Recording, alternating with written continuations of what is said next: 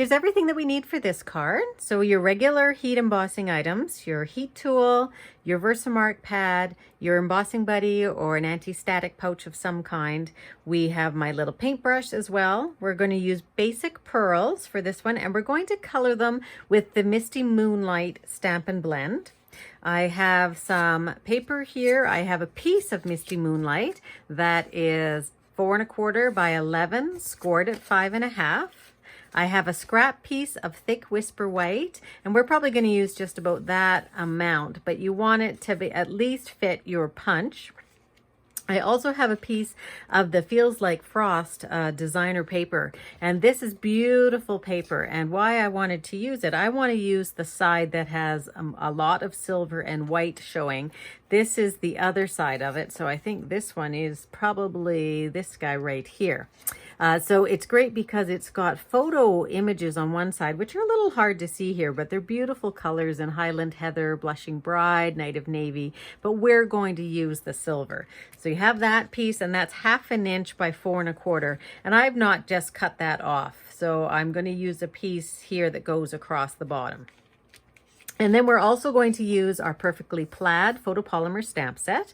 And this one is really fun for Christmas. It's got ho, ho, ho, and a little plaid tree, and then a realistic looking little fur. We're going to use this open line image here. We're not going to use the one that coordinates with it, which is the inside. We're just going to use that fellow. And we're also going to use the May This Special Season Be Wrapped in Love and Joy.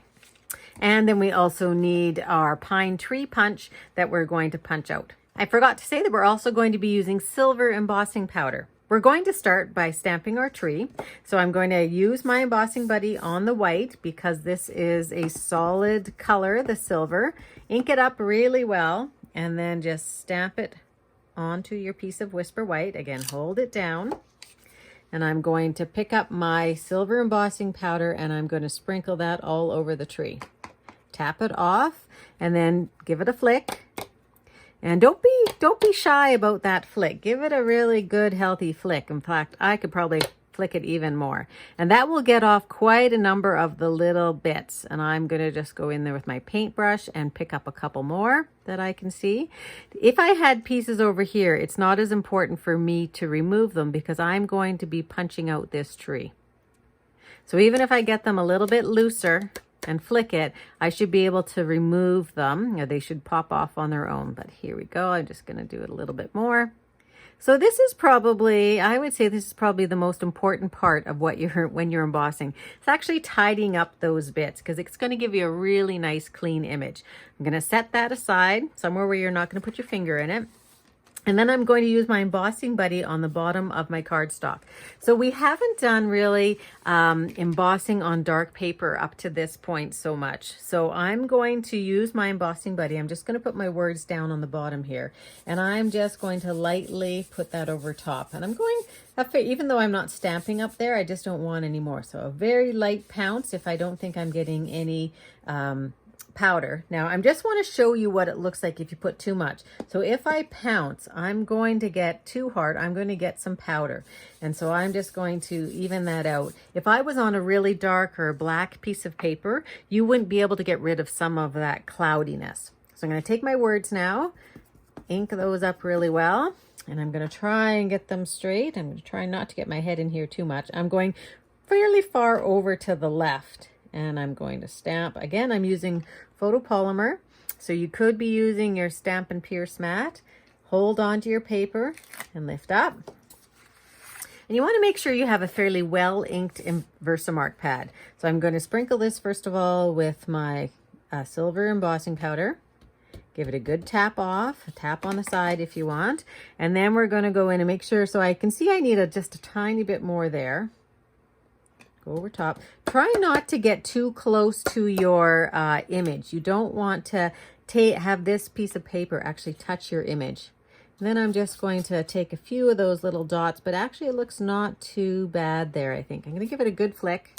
Okay, and I think I'm not too bad. So this is a smaller stamp. The words are smaller. It might even be just a tiny bit too small, but some small images work better than others. So if you have too small of writing, it may be very difficult and the embossing powder won't be able to give you the detail. So again, we're going to turn it on. I can see that I'm a little crooked there. Heat it up. Point it right at it again. And as it melts, move on to the next area. And silver is one of the prettiest ones. How quickly it turns and just melts. Okay, so just take another quick little look to make sure it's got everywhere, and I think it does. Now we're going to do our tree.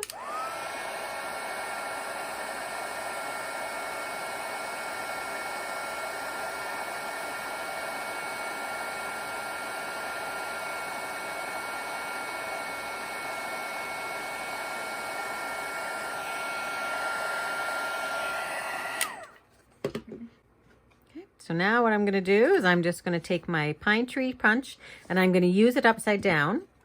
So you can see here that the heat of the tool actually just, heat of the heat tool warped my paper a little bit. If that happens to you, just try and straighten it out maybe a little bit with your hand, or put that underneath a book for a little while and it will flatten out again.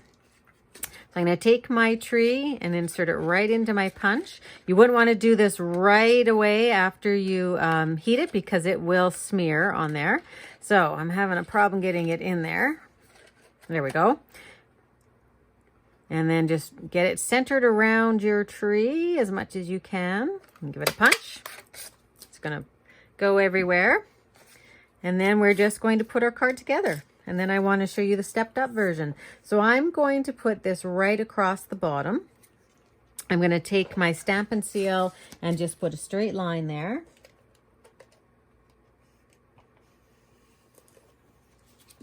Didn't start right away, so I'm going to go try and get that straight.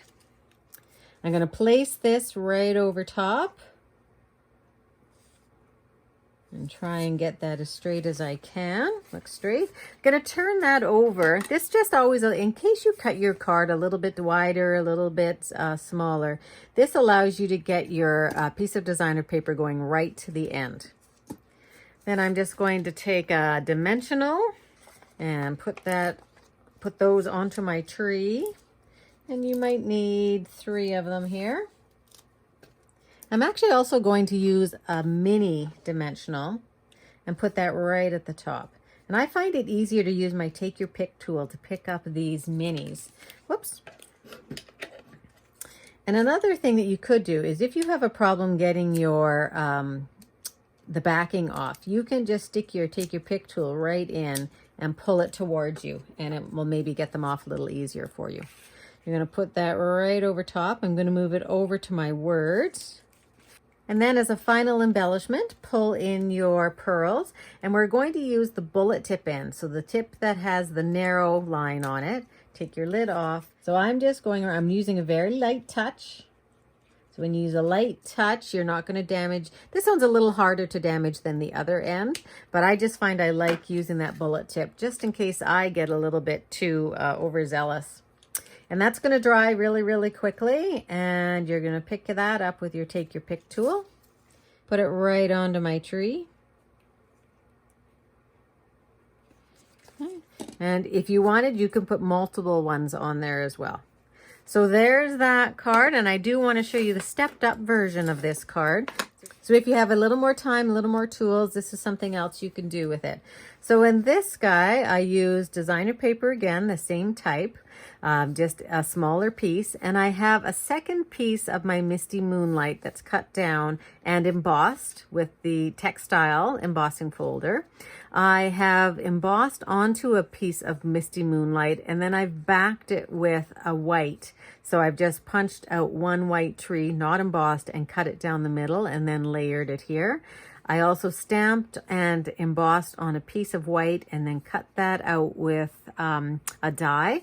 And I put on some of the metallic silver pearls this time, and then one large of the frosted and epoxy shapes. So another way that you can dress up that card, if you, This one here is quick and easy, and you can get a lot of Christmas cards made quickly with this one. But if you'd like to do something just a little bit more special, there's some ideas for you.